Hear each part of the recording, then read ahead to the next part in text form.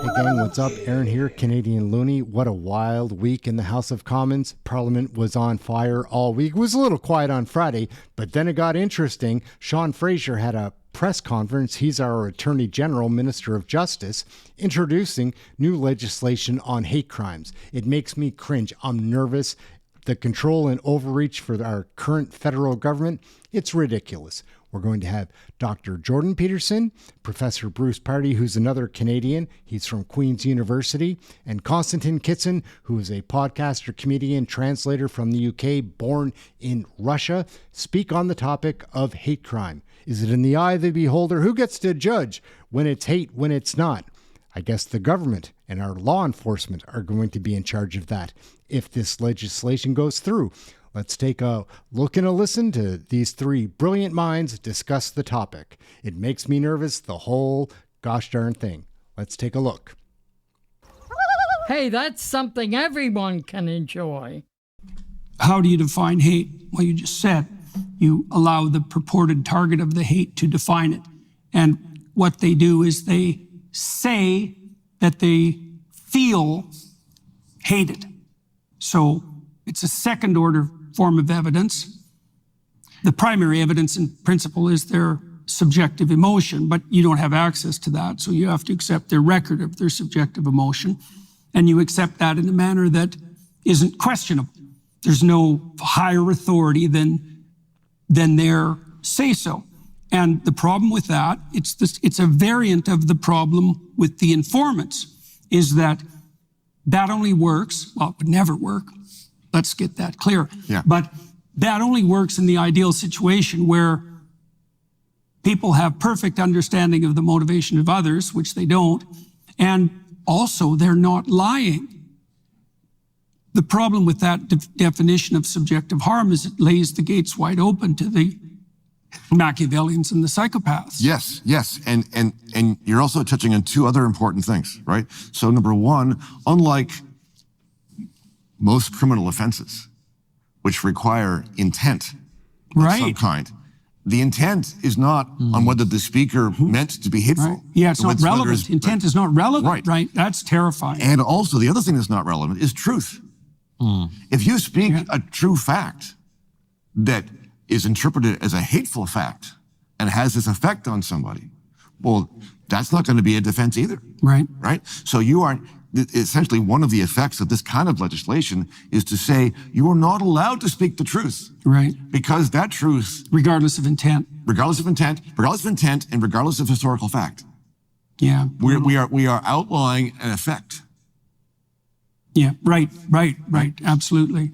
Okay. And to expand that even further, with comedy, it's interesting because, of course, Scotland, where some of the most ridiculous legislation is being passed, is the place which hosts the biggest arts and comedy festival in the world, the Edinburgh Fringe. Right. And to your point about truth, well, you don't even have to be saying something true. At this point now, they've passed a bill which means that comedians could be investigated for jokes they make.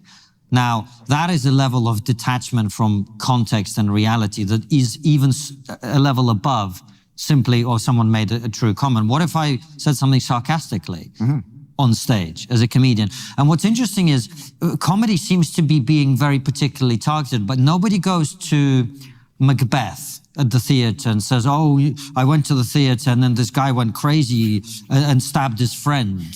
No one says that. But with comedy, for some reason, the character on stage is increasingly being perceived as having the opinions that he's jokingly saying. And so that's another level. So that's right. There's no distinction between the role and the actor. Quite. And what's interesting, if you abstract even further from that, if you've watched Game of Thrones, the scene where you really truly discover that King Joffrey's gone mad is when he cuts off the tongue of the jester in his court. Yeah. Right. And this symbolism is... Yeah, it's perfect. Yes. It's been used throughout history to portray the final conversion into tyranny of a ruler. Well, that's why there was gestures. Exactly. In the court. It's like that was one of the ways everybody could tell that the king wasn't a tyrant. Right. Is that he could tolerate his own jester, his own fool, or welcome him, or find him amusing. That would be best. And this is something that happened when Vladimir Putin first came to power in Russia. Under Boris Yeltsin, there was a kind of liberalization. There was an opening up because in the Soviet Union, you didn't make fun of the political leaders. Nothing was funny in the Soviet Union. Nothing, quite. And that was true. The jokes that people told at the kitchen table were funny, but not in public, of course. But under Boris Yeltsin, there was an opening up, and we had this amazing TV show, which was the equivalent of the British Spitting Image. I don't know if you had the similar thing. Yes. Did you have Spitting Image? No, I know of it, though. Yeah. And it was basically puppets portraying the different political characters. And the first thing Vladimir Putin did when he came to power was to shut that down.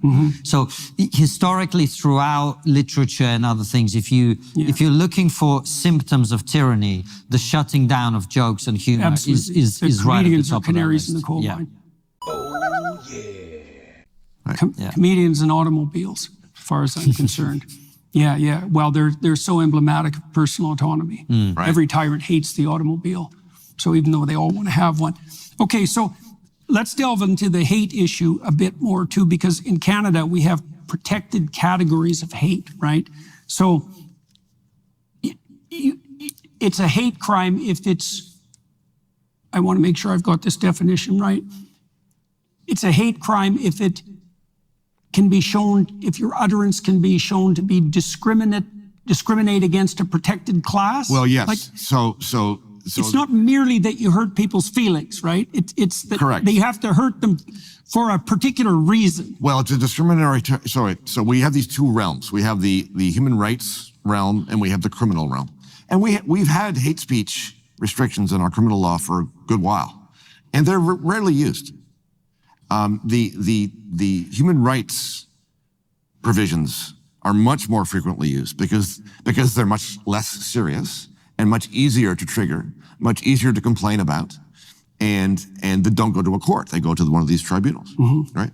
But one of the problems is the dovetailing of this hate speech discriminatory practice idea along with the equality problem that I was just describing before, right? So as with any rule, this rule is going to be applied and interpreted in one direction and not the other. What I mean by that is, if you go around saying that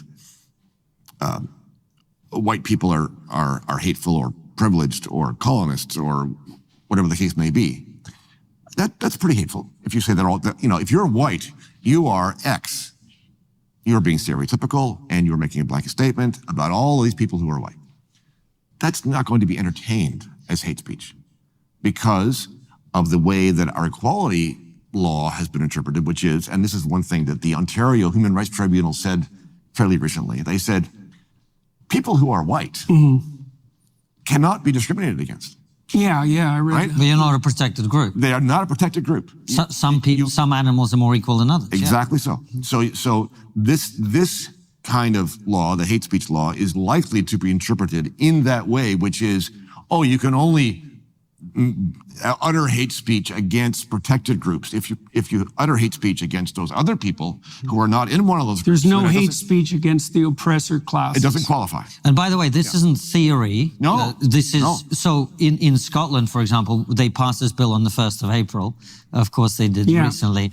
And in the first week of it being passed, there were more reports of hate speech than there had been in the previous several years. And the reason was that many people reported a speech given by Hamza Yousaf, the First Minister of Scotland, in which he was being openly racist against white people. Right. And of course, this isn't considered a hate crime. And, it was the BBC interviewed Hamza Yousaf, where the interviewer and he himself laughed sort of, almost gratuitously. And, how silly, people would suggest, of course, this is complete nonsense. And frankly, he said, I'm not aware of anyone who's not on the far right who would report this as hate speech. Right. Yeah. It's an absolute case of some animals are more equal than others. And the law is, I'm sure you would agree, is written specifically to create that situation. Absolutely. What a mad world out there, gang. You're going to have to let me know what you think about hate crime in the comments. Be careful what you say. It's a delicate topic. I don't know.